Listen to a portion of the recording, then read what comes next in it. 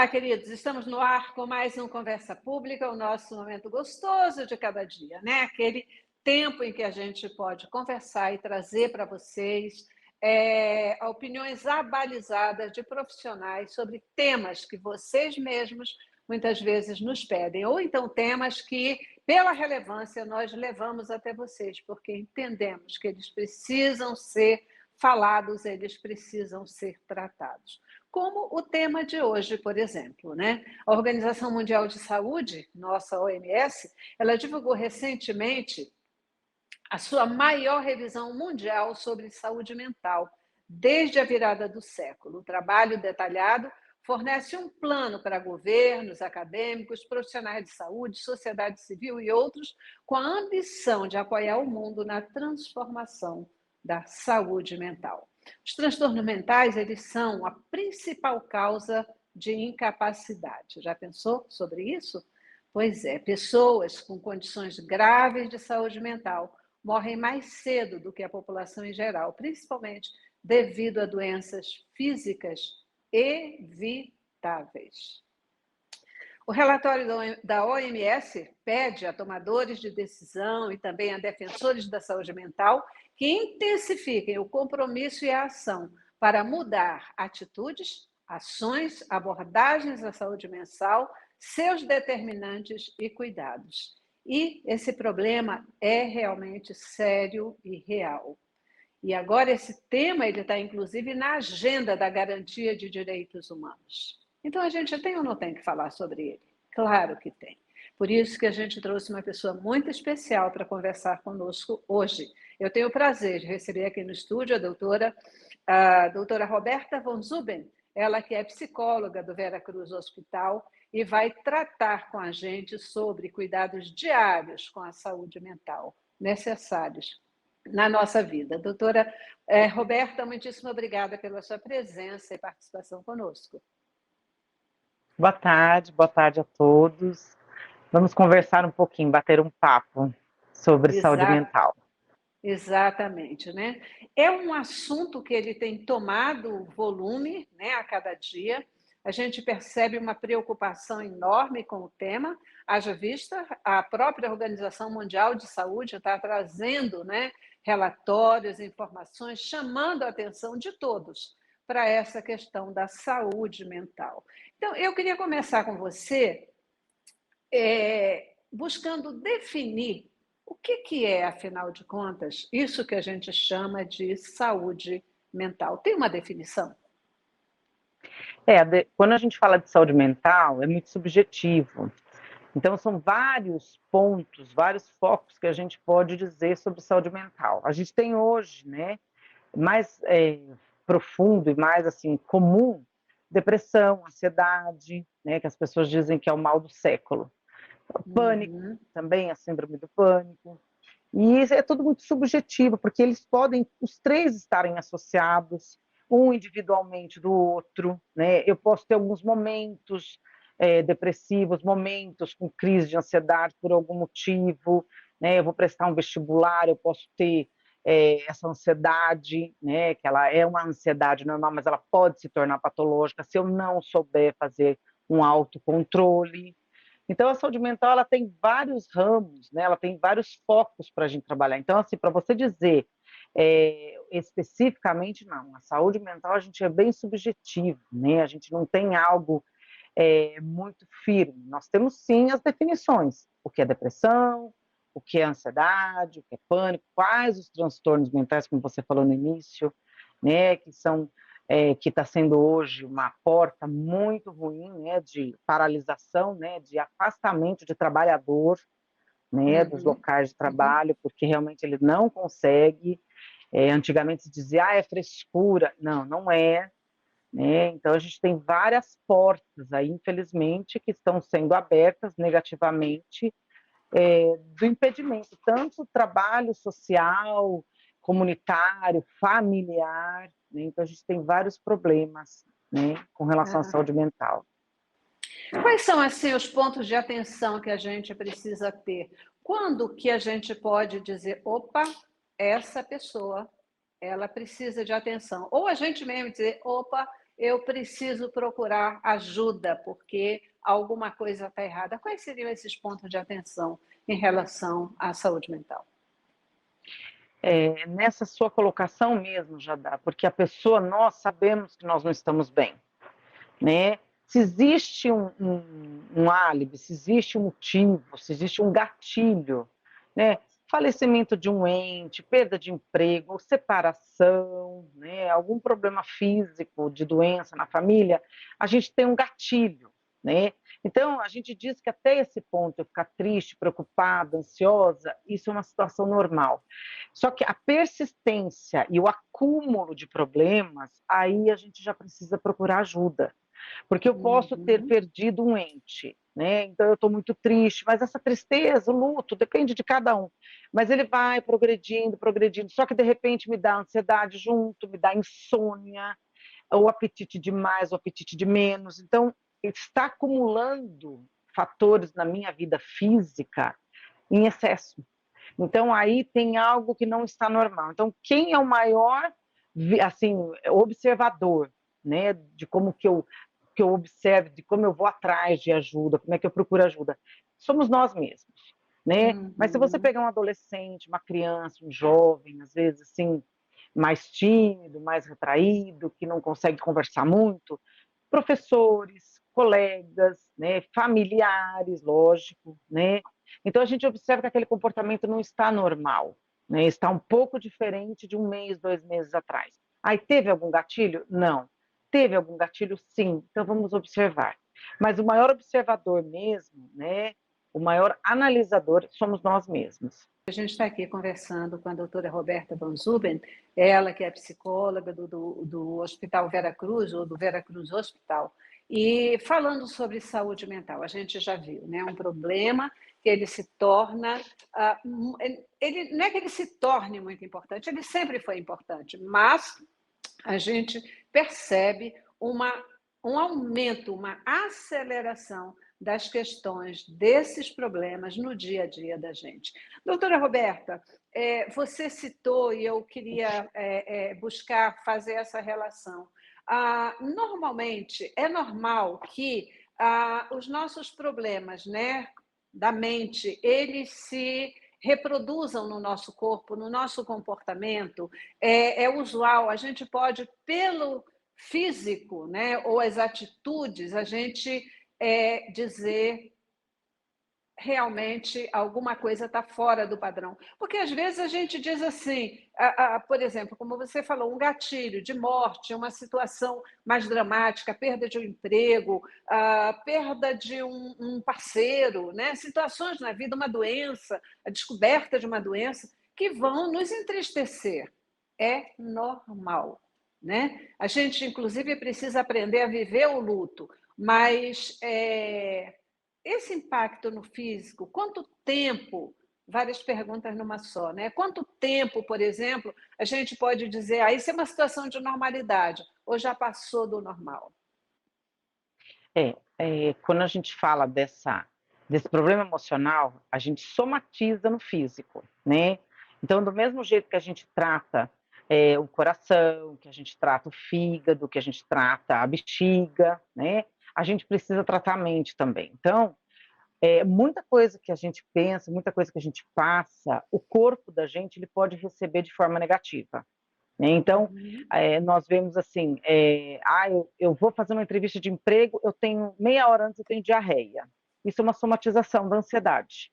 Então, eu estou ansiosa para fazer aquela entrevista, porque eu preciso desse emprego, então eu estou acelerada, estou com a minha mente desesperada para conseguir esse emprego, o meu corpo não consegue segurar aquilo, porque a mente é a mais poderosa. Então, ela descarrega no corpo. Então, eu somatizo aquilo, né? Aí, como que a gente sabe que isso precisa ou não? Porque a gente precisa entender também que as doenças mentais, muitas vezes, ela precisa de medicação. Então, a gente Uhum. precisa ir em busca de um profissional, de um psiquiatra, porque está passando do normal, está passando dos limites aquilo. Então, eu ter uma entrevista de emprego, ter uma diarreia meia hora antes, ok, é normal. Fiz a entrevista, passou. Mas se todos os processos, eu vou pegar o carro hoje, vou ter que ir para Campinas. Eu vou ter que ir para São Paulo. Aí eu tenho essa diarreia de novo. Aí eu estou saindo de São Paulo, vou voltar para Campinas. Aí eu tenho essa diarreia de novo. Então, isso a gente tem que investigar. Lógico, a gente precisa tirar primeiramente a parte física, né, e procurar realmente um gastro, né, um especialista do aparelho digestivo, para ver se não é nada além do emocional. Agora, se for emocional, infelizmente ou felizmente, nós precisaremos buscar ajuda e tratamento. Às vezes, só a terapia, sem a parte medicamentosa, ela resolve. Mas a gente precisa entender a terapia a longo prazo. Porque as pessoas querem na terapia 2, 3 vezes, tô bem, agora eu vou ficar bem. Não, a terapia é a longo prazo. E aí a gente vai vendo, o próprio profissional vai orientando o paciente se ele tem necessidade de medicações ou não. Olha, Maria, não dá, você precisa realmente procurar um psiquiatra, porque só a terapia não está te resolvendo, porque o seu físico está em sofrimento, né? Perfeito, perfeito. E, doutora, existe alguma prevalência da questão da doença mental? Mulheres são mais prevalentes? Alguma idade em que isso aconteça de uma forma de forma mais contínua? Hoje, não dá para se falar muito disso. Antigamente, né, inclusive as estatísticas estão aí para mostrar, né? Antigamente a mulher sobressaía mais, principalmente com relação à depressão. E a mulher pós-parto, né, ela tinha muita depressão, né? A mulher tem depressão pós-parto, inclusive até hoje. Só que hoje você tem uma diminuição de gestantes, né? Então você tem casais hoje que optaram por não ter filhos. Então você tem uma diminuição desse quadro. Mas a mulher em si, ela tem uma predisposição muito maior, né, do que o homem para determinadas, né, emoções negativas, né, de problemas realmente de saúde mental negativo. Mas, por contrapartida, o homem também tem, com relação à parte física dele, da ansiedade. Então, nós temos hoje muitos casais que têm, assim, impotência sexual. Então, você vê casais de 35, 40 anos que se separam, e aí você fala, nossa, mas por que se separaram? Quando você faz a entrevista com o casal, o homem é impotente, ou o homem tem ejaculação precoce. Então, a ansiedade está se sobrepondo ao sexo masculino. E com relação à idade, não tem. Hoje nós temos crianças com 10 anos de idade, muitas vezes, tomando medicação, porque a ansiedade está assim acelerada, está muito acentuada. Então, assim, a criança não consegue participar das atividades de escola. Isso quando você tem também associado um TDAH, né, um transtorno de hiperatividade.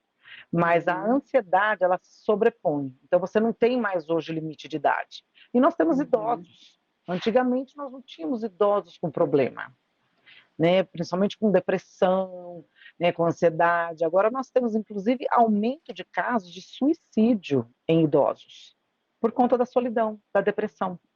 Então, parece que existiu hoje uma abertura, uma contaminação, como se fosse algo físico, viral e bacteriano, da saúde mental, dos problemas mentais. Então, você não tem hoje mais, é mais aqui ou é mais ali. Não. Infelizmente, a nossa sociedade, ela está, né, assim, sujeita, né, bem sujeita a ter esses tipos de problemas. E não é porque você quer, e muitas vezes não é porque você provocou. Ela vem para qualquer pessoa. Né? Então, a gente precisa ficar alerta com isso e perder um pouco esse tabu, esse rótulo, esse preconceito. Né? Não é frescura quando uma pessoa realmente ela não está bem, ela pede ajuda. E o rótulo com relação a esses profissionais, eu não vou no psicólogo, psiquiatra, porque eu não estou louco. Tudo bem, se você não está se sentindo bem, procure um médico seu de confiança, um agente comunitário de igreja, de escola, de amizade que você tem. Converse, abra seu coração. Talvez essa pessoa vai falar assim, olha, isso daí não está passando dos limites, isso daí está demais, né? Acho melhor você procurar uma ajuda profissional. A gente precisa quebrar um pouco esse tabu, porque não é porque só o louco procura esses profissionais. Hoje não tem mais isso. Hoje, a linha tênue está muito forte com relação a todos os padrões, né? Todos os padrões. A gente tem, na verdade, um ambiente social, né? Um ambiente social de pressão, de mudança, de aceleração de tudo, que realmente nos leva a ter esse impacto, né? Esse impacto da ansiedade, da depressão, da insatisfação, do querer tudo para ontem, dos relacionamentos mais curtos e menos profundos, tudo isso trazendo a necessidade de uma atenção mais específica. É isso aí, a gente está aqui conversando com a doutora Roberta von Zuben, psicóloga do Hospital Vera Cruz, e ela está nos trazendo aqui orientações sobre esse importante tema da saúde mental. Então, doutora Roberta, quais são os cuidados diários que a gente deve ter para manter uma ótima saúde mental nesses tempos tão conturbados? Os cuidados, né, ou as dicas, vamos dizer assim, são simples. O problema é praticá-las, né?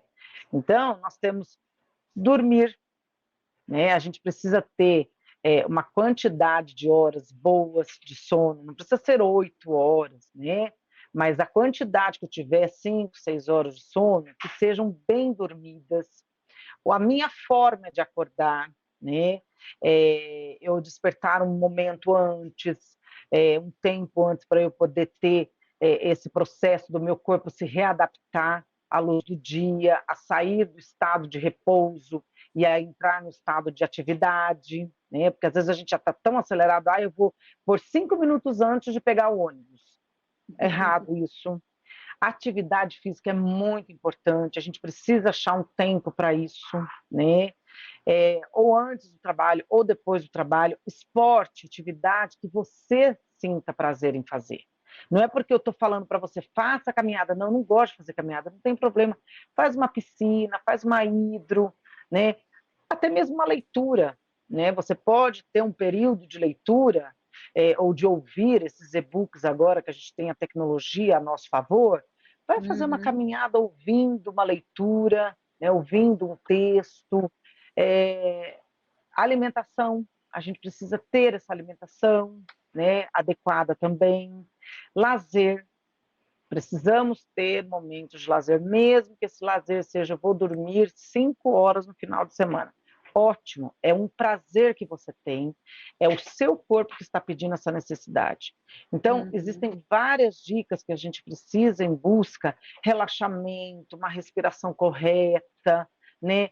Tentar evitar realmente estresse. Então, eu estou num trânsito, né? Aqui por esse caminho é mais rápido, mas o trânsito é terrível. E eu sei que eu vou ficar nervosa ali, então evite, faça um caminho mais longo, mas um caminho que você não vai se irritar. Então, eu sei aonde pega meu calo, né? Assim que a gente fala. Então, se eu sei aonde que estão os meus problemas, por que eu vou provocá-los? Então, evite certas coisas que te dão desprazer, né? Porque Pode falar. Não, não, é que tem um ditado popular agora, né, que muitas pessoas acabam usando, que é assim, eu prefiro ser feliz do que ter razão, né? Não significa que você vai deixar de levantar as questões que são necessárias de serem levantadas, né? Mas isso que você acabou de dizer, se eu sei que alguma coisa acende o meu pavio, se eu sei que alguma coisa vai me fazer perder a linha, então, vamos olhar, vamos prestar atenção nisso e tentar lidar com esse comportamento nosso. Lá no início você disse, a pessoa que melhor sabe quando se está desregulado, somos nós mesmos, né? Então, a gente precisa ter atenção para as nossas características e aprender a lidar com elas, né? Um outro ditado popular interessante que tem é o que diz: o problema principal não é o problema, mas é como você enfrenta esse problema, né? A forma como você lida com ele faz toda a diferença. E com certeza essas questões elas vão nos ajudar numa vida melhor, numa saúde mental mais profícua, não é mesmo, doutora? Sim. E o amor próprio, ele é muito, muito importante. Porque a hora que eu começo a ter amor próprio, eu vou aprender a me cuidar mais, né? Eu vou aprender a lidar melhor com os problemas, porque todos os dias nós teremos problemas. Nós enfrentaremos problemas, pequenos, médios, grandes, né? Não tem como a gente fugir deles. Nós teremos dias que seremos ótimos, né? Ai, passou o dia hoje, gente, que dia maravilhoso, nem senti o sol brilhando o dia todo. eu bem, eu sem dor, eu tudo bem. Mas terão dias que a gente vai passar por esses problemas. Então, a partir do momento que eu tenho amor próprio, né, que eu busco realmente melhorar a minha vida, o meu âmbito meu ambiente de trabalho, meu ambiente de família, meu ambiente social, né, procurar pessoas realmente que me façam bem, ficar de uma forma ao lado de coisas que me fazem bem. Então, eu tenho que buscar isso, as coisas não virão do céu. Eu tenho que fazer essa busca, né? Eu tenho que trazer isso para dentro de mim, para dentro da minha vida, do meu dia, da minha rotina. Né? Isso é muito importante. Eu não resisto a trazer duas orientações que estão na Bíblia e que elas são assim preciosas. Uma, exatamente isso que você acabou de orientar, a questão do amor próprio, né? A Bíblia diz assim: amar a Deus sobre todas as coisas e ao próximo como a si mesmo. Ou seja, eu só posso amar os outros a partir de amar a mim mesma. Então, cuidar de mim, ter amor próprio, é fazendo isso que eu vou conseguir dar esse amor, dar atenção, porque eu estarei bem. Quanto melhor eu estiver, melhor efetivamente a gente vai poder cuidar do outro, tratar do outro. Eu estou falando isso, inclusive dos nossos filhos, dos nossos maridos, dos nossos amigos, dos nossos funcionários, de tudo que está ao nosso redor, né? E se cercar de pessoas, de ambientes que também possam trazer paz e trazer tranquilidade, isso com certeza é fundamental na nossa vida, né? E o outro é um versículo que eu amo, que diz assim: trago à minha memória aquilo que me dá esperança. Por que eu vou ficar enchendo a minha cabeça de lixo? Vai para fora, vai para fora. Eu quero guardar só aquilo que realmente pode me trazer esperança, pode me fazer bem. Isso ajuda na saúde mental, não é mesmo? Sim. Gente, é isso. Olha, eu já estou chegando no final do programa, entendeu? Eu tenho que acabar, tenho que acabar. Então, eu quero deixar esse minutinho final, realmente um minutinho, para a sua despedida, para as suas recomendações finais para o nosso telespectador, doutora. A mágoa, né, o rancor, é um dos processos hoje, é o maior gatilho que nós temos hoje para os problemas que a saúde mental nossa pode desencadear. Né? Então, assim, mágoa, rancor, ódio, então isso é importante a gente eliminar da nossa vida, né? A gente precisa praticar o amor, a solidariedade, a compaixão, o perdão, né? A ciência já explicou também, já levantou estatísticas que o perdão, ele é muito importante na vida do ser humano. Então, a partir do momento que você libera aquilo, que você tira toda aquela mágoa, aquela angústia que você tem de determinadas pessoas, de ter determinadas situações, você alivia muito a sua mente. Né? Então, é importantíssimo a gente ter o foco. O mundo está aí fora, acelerado, o mundo está aí fora com tsunami, com terremotos, mas a gente não precisa fazer isso na nossa mente. Então, é importante a gente ter esse equilíbrio, é importante a gente saber que eu não estou bem e eu preciso buscar ajuda, né? Conversando, ir na igreja, praticar a fé, né? Também é algo muito importante hoje em dia, porque isso daí também ajuda muito. Nós somos feitos de corpo, alma e espírito. Então, a gente precisa trabalhar o corpo no físico, a alma, né, nos trabalhos, nas terapias, nos exercícios físicos, mentais, relaxamento, mas o espírito também, né, a gente praticar a nossa fé. Verdade, é isso mesmo.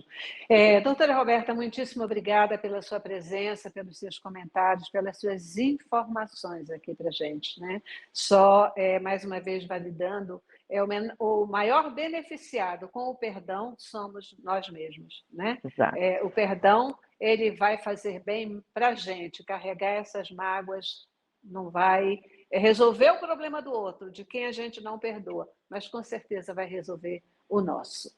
Mais uma vez, muitíssimo obrigada. Conversamos aqui hoje com a doutora Roberta von Zuben, ela que é psicóloga do Vera Cruz Hospital e nos ajudou muito a entender melhor e cuidar do nosso dia a dia para garantir saúde mental. Obrigada, doutora, e obrigada a você também que participou conosco.